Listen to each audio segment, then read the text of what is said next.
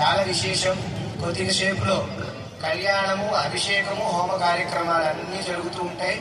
ఆ సంకల్పాన్ని కలిపే మీకు అక్కడ కోటి దీపోత్సవ సంకల్పం చెప్తారు. ప్రతి ఒక్కరు కూడా శ్రద్ధగా అందరూ కూర్చొని మీరు ఈరోజు కోటి దీపోత్సవాన్ని పాల్గొన్న వారందరూ ఆ దీపాన్ని వెలిగిస్తే మీరు 3 కోట్ల జన్మలు చేసుకున్న పుణ్యఫలం ఎంత వస్తుందో అంత పుణ్యఫలం వస్తుంది అనమాట. రోజు మనకి అన్ని పనులు ఉంటాయి, అవునా? రోజు అన్ని పనులు ఉంటాయి. ఆదివారమే హాయివారం అందరికీ. ఆదివారం అంటే హాయివారం. లెగవటం కూడా నిద్ర లేటుగా లెగుస్తారు, తినటం కూడా అలానే, కొనుక్కోవడం కూడా లేటుగానే. కాబట్టి ప్రతి ఒక్కరు కూడా తెలుసుకోవాల్సిన విషయం ఏంటంటే మన స్వహస్తాలతో దీపం వెలిగించుకునే భాగ్యం పరమాత్ముడు ఇక్కడ కలిగించారు.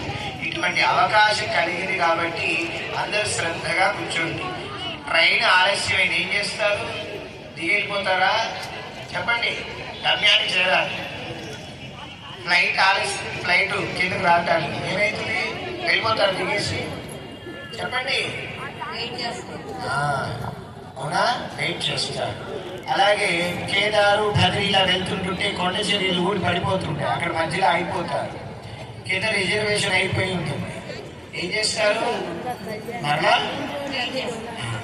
అంటే ఎదురు చూస్తూ ఉంటారు. దేనికోసం? ప్రయాణం కోసం. ఇవాళ మీరు ఎంత ఎదురు చూస్తూ ఉంటారో ఆ జ్యోతి వెలిగించడానికి పరమాత్ముడు